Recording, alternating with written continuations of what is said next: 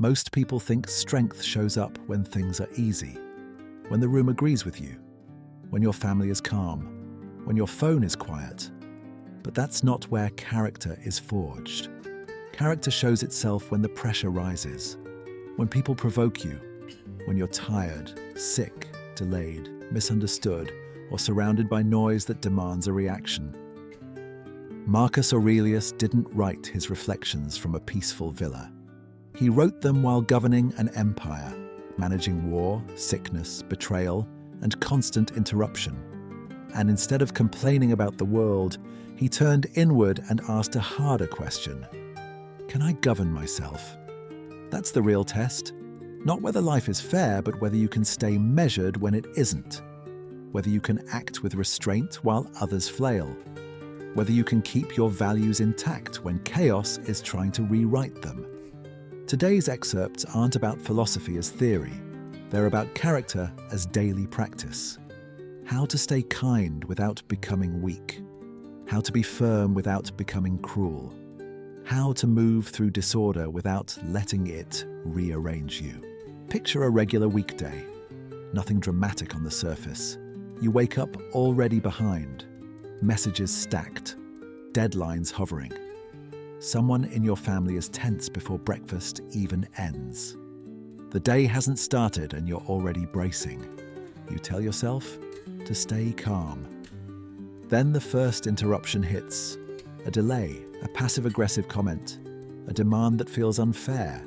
You feel the heat rise, the familiar impulse to correct, defend, push back. You're not wrong after all, but you pause, just a fraction too late, and you react anyway. The reaction doesn't fix anything.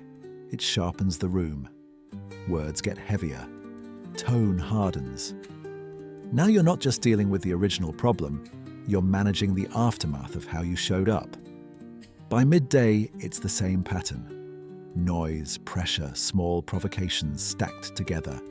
A text that pulls you back into drama you didn't choose. A meeting where people posture instead of solve. Someone else loses control and looks to hand it to you. Here's the quiet truth. Most chaos survives because it finds volunteers. Marcus understood this. He watched people who were technically powerful but internally weak, dragged around by moods, flattery, resentment, and fear. And he watched others who moved calmly through disorder without amplifying it. Those people weren't numb. They weren't detached. They were governed.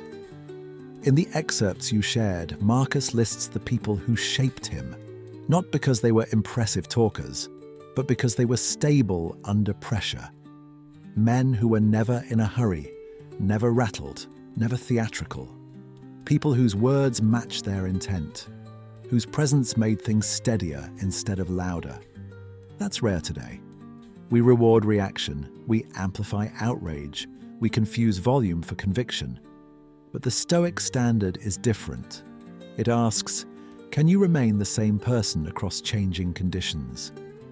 Imagine revisiting that day, but this time, you don't take the bait. The comment lands, and you don't flinch.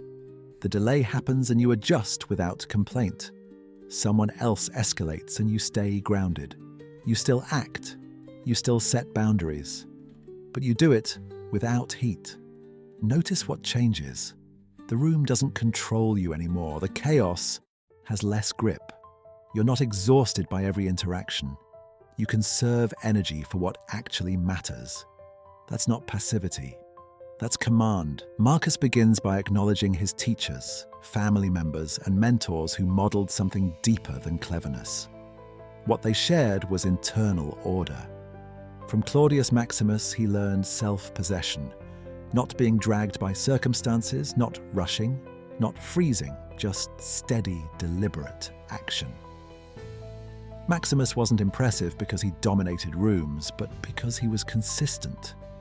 What he said aligned with what he believed. What he did carried good intent without performance.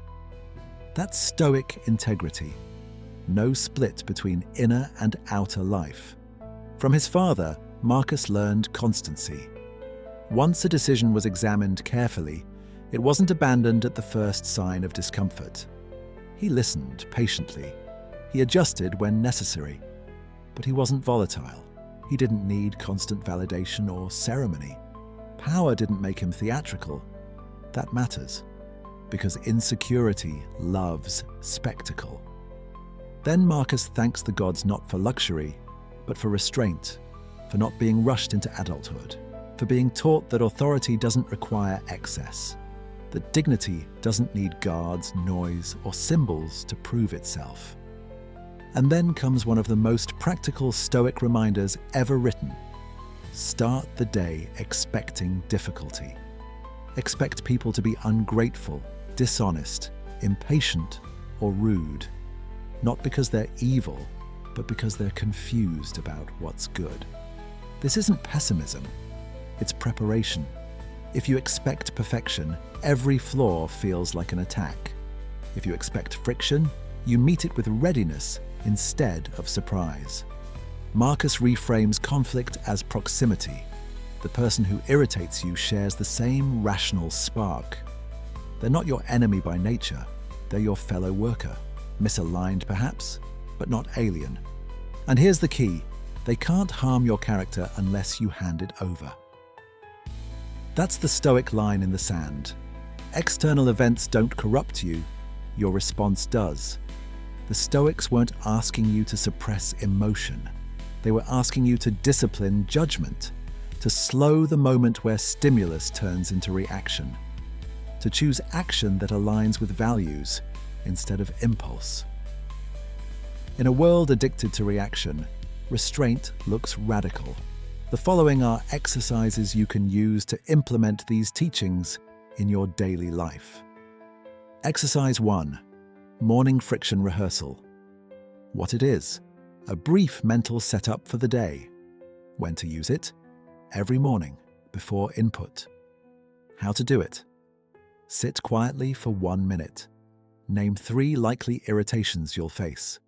Not dramatic ones, ordinary friction, delays, comments, requests. Then say, these don't control my conduct. Visualize meeting each one calmly. Common mistake: turning this into dread. This is about readiness, not fear. Exercise 2. The response gap. What it is: creating space between trigger and action. When to use it: whenever you feel urgency to reply. How to do it: when provoked, pause for 1 breath. Ask, what action preserves my character here? Then respond, or don't, with intention. Common mistake: using silence to punish.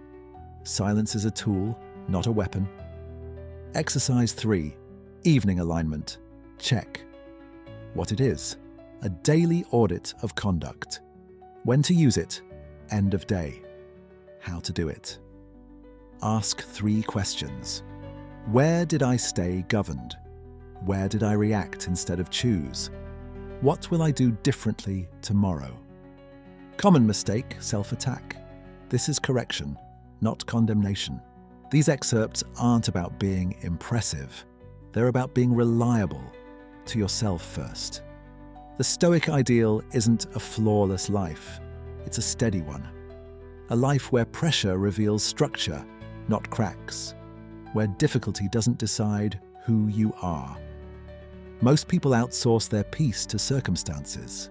The Stoics reclaimed it through discipline. So here's the question to carry with you. What would change if nothing outside you had permission to rearrange your character? Calm isn't weakness. It's trained strength. Calm is power. Character is the only score. If this helped you, subscribe for more episodes where ancient discipline meets modern chaos. Return tomorrow steady. Stay governed.